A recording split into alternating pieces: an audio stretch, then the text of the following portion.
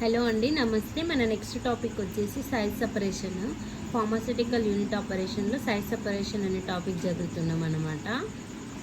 Definition వచ్చేసి separation of mixtures of particles of A various sizes into 2 or more fractions by screening surface is called screening.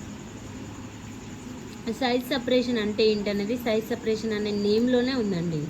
Particles different 2 or more సైజెసెస్లో ఉంటాయి. వాటిని differentiate చేయడాన్ని size separation అని అంటారన్నమాట.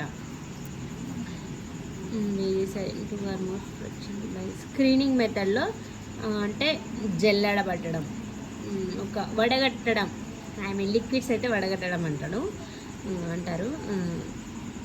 Solids మామూలుగా powders వీటినైతే జెల్లర్ లాంటి material తోటి screening చేస్తారు. దీన్ని సైజ్ సపరేషన్ అంటారు.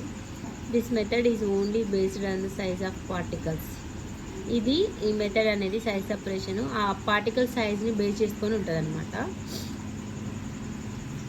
చూడండి, ఇక్కడ మనము ఇంట్లో పిండి జల్లెడ పడతాం కదండి సీల్ తోటి, అట్లాగే ఫార్మాసిటికల్ ఇండస్ట్రీలో స్ట్రీవర్స్ ఉంటాయి ప్రొడక్ట్స్ని సెపరేట్ చేయడానికి. వాటి సైజెస్ని బల్క్ ట్రక్ తీసుకొని సీల్ మీద పెడితే మనకు కావాల్సినంత ఫైన్ పార్టికల్స్ సైజు యూనిఫామ్ సైజులో సపరేట్ అవుతాయి. ఇవి sieving machines. Applications of size separation to determine particle size for the production of tablets and capsules. Size separation యొక్క మెయిన్ అప్లికేషన్స్ ఏంటి? పార్టికల్స్ యొక్క సైజు డిటర్మైన్ చేయడానికి and tablets and capsules prepare చేయడానికి. Next point, to improve mixing of powders.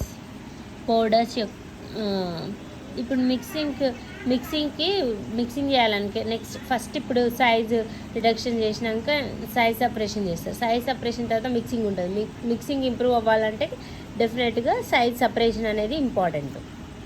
To improve the solubility and stability of particles during production టైంలో వాటి యొక్క సాల్యబిలిటీ and స్టెబిలిటీకి improve చేయడం కోసం కూడా. పార్టికల్స్ అన్నీ ఎలా పడితే అలా డిఫరెంట్ సైజెస్ ఉంటే సాల్యబిలిటీ టైం కూడా డిఫరెంట్ అవుతుంది. అందుకనే వాటన్నిటిని యూనిఫామ్ సైజ్లోకి సపరేట్ చేయాలి. To optimise feed rate, agitation, screening during production. Feed rate, agitation, screening during production టైంలో ఈ 3 జరగడానికి కూడా చాలా అవసరం అన్నమాట సైజ్ సపరేషన్ అనేది. Quality control of raw material. Size separation వల్ల రా మెటీరియల్ ఏమైనా ఉన్నా కూడా వాటి క్వాలిటీ కంట్రోల్ అనేది మనం చేయొచ్చు అనమాట. Useful in production of tablets, capsules, suspensions, emulsions, ophthalmic preparations, ointments and creams.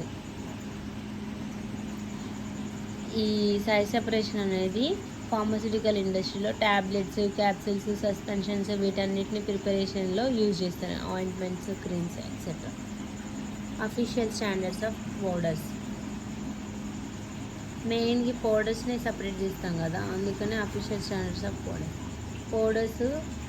Chorus powder ఉంటుంది, moderate coarse powder, moderately fine powder, very fine powder.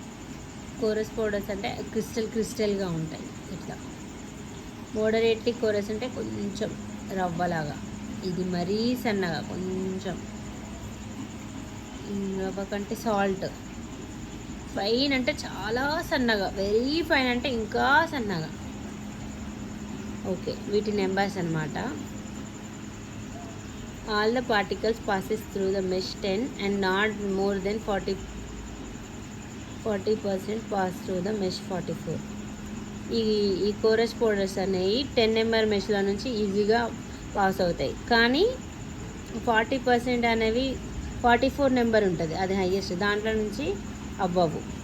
Moderately chorus powders ఇవి 20లో నుంచి ఈజీగా పాస్ అవుతాయి, 20 నెంబర్ మెష్లో నుంచి.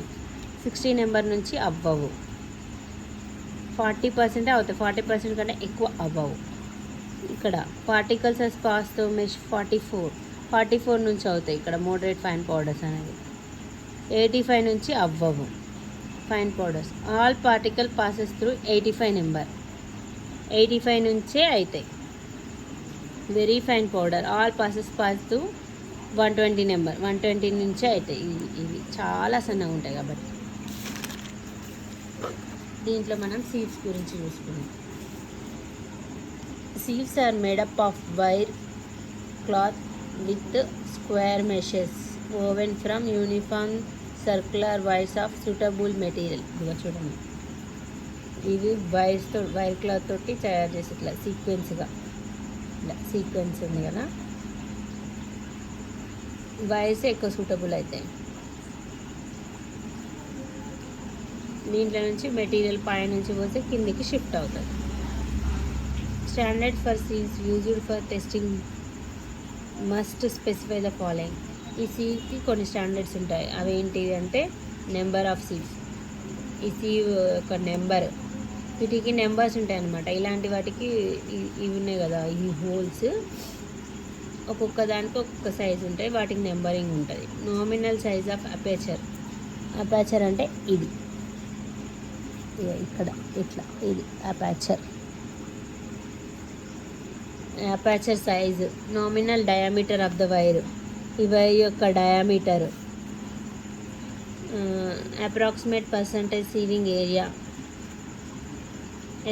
ఎంతవరకు సీవ్ అవుతుంది దాని percentage, approximate tolerance of average aperture size, దీంట్లో నుంచి ఎంత ఈజీగా డ్రగ్ అనేది మూవ్ అవుతుంది టోలరేట్ చేయడం.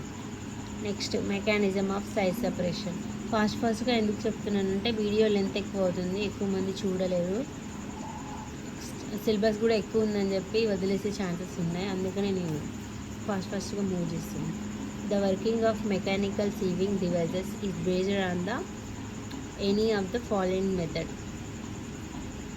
ఈ సైజ్ సెపరేషన్ అనేది ఈ మెకానిజం మీద డిపెండ్ అయి ఉంటుంది. ఏంటిది? Agitating, brushing, centrifugal. అజిటేషన్లో oscillation, vibration, gyration. Next sieves గురించి చదివినాం కదా, ఇంట్రడక్షన్, మెకానిజం. ఇప్పుడు సీవింగ్ మెథడ్ అసలు ఎలా చేస్తాడు ఆ ప్రాసెస్ అని. In this method the fine powder is separated from the coarse powder using sieves of desired number. Fine powder లాంటి మెటీరియల్ని ఈ సీవ్ల ద్వారా సపరేట్ చేస్తాం కావాల్సిన నెంబర్ యూజ్ చేసి. The degree of fineness of a powder can be determined by passing it through a sieve. దాంట్లో నుంచి వచ్చిన పౌడర్ యొక్క డిగ్రీ అనేది, అది ఎంత సన్నగా ఉంది, ఎంత సన్నగా వచ్చింది అనేది ఆ సీవ్ నెంబర్ మీద డిపెండ్ అయి ఉంటుంది. Sieves are numbered to distinguish them from each other. అవి వాటికి నెంబర్స్ ఉంటాయి, ఒక్కొక్క దానికి డిఫరెంట్ చేయడానికి. అసలు ఏ నెంబర్ ఏంటి, ఎందులో నుంచి ఏది పోతుందని వాటికి నెంబరింగ్ లేకపోతే ఎట్లా ఫైండ్ అవుట్ చేస్తాం, అందుకే వాటికి నెంబర్స్ ఉంటాయి. Construction and working. అసలు ఈ సీవింగ్ మెషిన్ ఎలా కన్స్ట్రక్ట్ ఉంటుంది, ఎలా వర్క్ చేస్తుంది. To separate to the particle of a powder based on their size a set of sieves is used. Particles separate చేయడానికి based on their size, powder particles వాటిని సైజ్ని base చేసుకొని sieve select చేసుకొని మనము separate చేస్తాం. These sieves are placed in a descending order, meaning the sieve with the largest opening is placed at the top and the one with the smallest at the bottom. Okay, అర్థమైంది. ఇప్పుడు ఒక material తీసుకున్నాం అనుకోండి, దాంట్లో చాలా size of content ఉంటుంది. Means ఒక లావు, కొంచెం సన్నవి సన్నవి సన్నవి సన్నవి, ఇట్లా డిఫరెంట్ మెటీరియల్ ఉంటుంది అనమాట, డిఫరెంట్ సైజెస్. దాన్ని మనం ఇట్లా ఆర్డర్లో సీవ్స్ పెట్టి సీవింగ్ చేస్తాం. వీటి మీదంగా డ్రాప్ చేస్తే ఇట్లా ఇది ఫస్ట్ కొంచెం పెద్దవి పడిపోతాయి, తర్వాత ఇంకా కొంచెం, తర్వాత ఇంకా కొంచెం, అట్లా సైజ్ అనేది డిక్రీజ్ అవుతూ ఉంటుంది.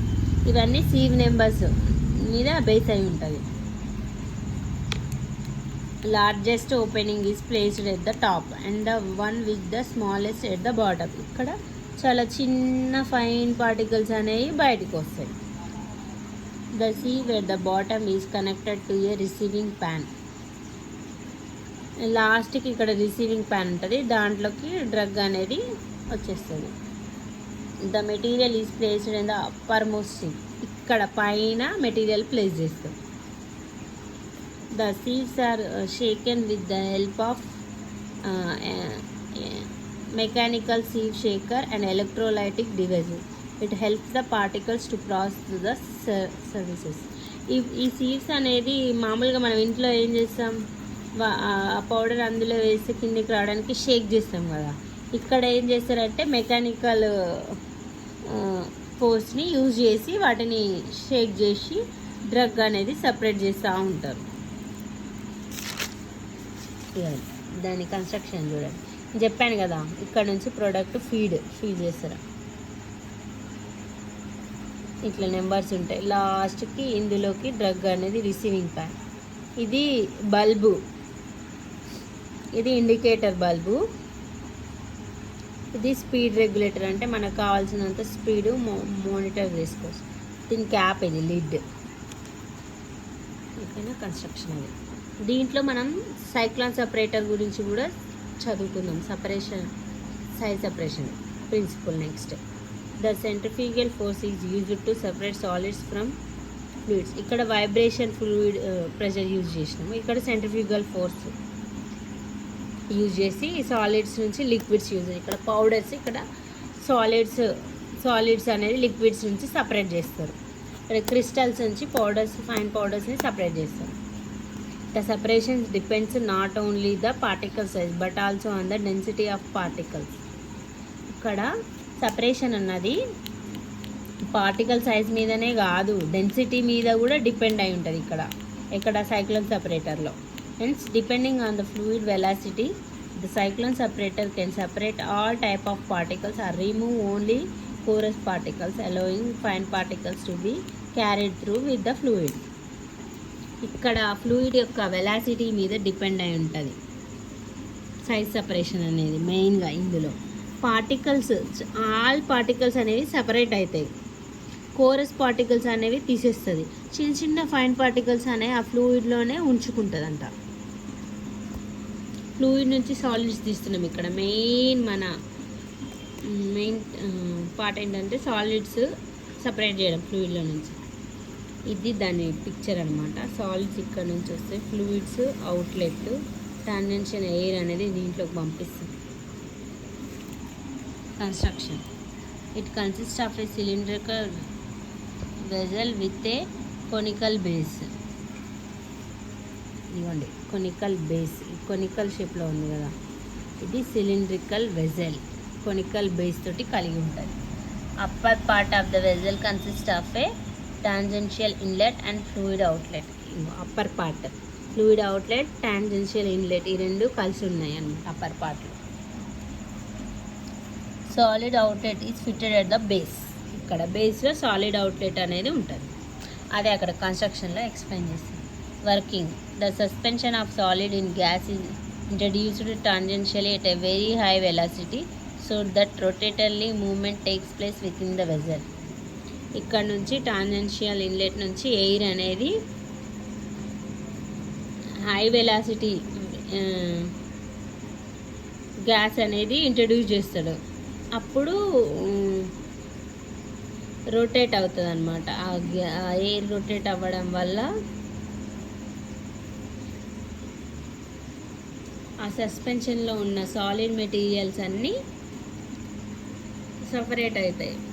The particles are subjected to a centrifugal force due to the rotational flow in the cyclone separator. ఇక్కడ సెంట్రిఫ్యూగల్ ఫోర్స్ అనేది జరిగి సాలిడ్స్ అనేవి సపరేట్ అవుతాయి. ఈ రొటేషన్ జరిగి సైక్లోన్ సెపరేటర్లో the solids are thrown out the walls. Thereafter they fall into the conical base are discharged out through the solid outlet. ఇక్కడ centrifugal force వలన solids అనేవి ఏం జరుగుతాయంటే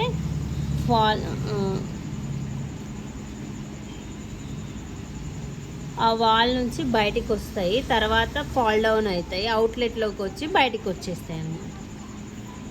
నెక్స్ట్ యూజెస్ సింపుల్గా చెప్పాలి అంటే ఫ్లూయిడ్ అవుట్లెట్లో నుంచి ఇక్కడ ఫ్లూయిడ్ అవుతాయి, ఇక్కడ నుంచి ఎయిర్ ఇంట్రడ్యూస్ చేస్తారు. అప్పుడు సైక్లోన్ సపరేటర్లో సెంట్రిఫికేషన్ జరిగి సాలిడ్స్ అనేవి ఈ వాల్కి వచ్చేసి తర్వాత బయటకు వచ్చేస్తాయి.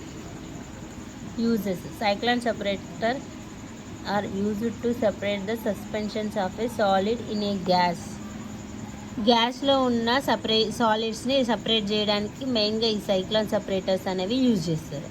It can be used within liquid suspension of solid. ఈ సస్పెన్షన్ ఆఫ్ సాలిడ్స్లో కూడా యూజ్ చేస్తారంట. This is all about size separation.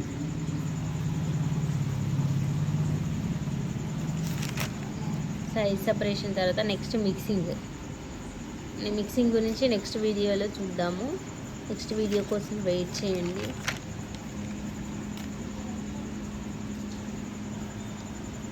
Daily ఒక వీడియో పెట్టడానికి ట్రై చేస్తున్నాను. ప్లీజ్ ఛానల్ని సబ్స్క్రైబ్ చేయండి, ఎంకరేజ్ చేయండి. ఇంకా మంచి మంచి వీడియోస్ కోసం కింద కామెంట్ చేయండి. టాపిక్స్ కూడా మెన్షన్ చేసి నేను వాటన్నిటి గురించి ఎక్స్ప్లెయిన్ చేస్తాను. ప్రిపేర్ చేసుకొని నోట్స్ కూడా మీకు ఇస్తాను. మీకు ఇంకేమైనా సజెషన్స్ ఏమైనా ఉంటే చెప్పండి. Hope you all like the video and informative అనుకుంటున్నాను. Thank you.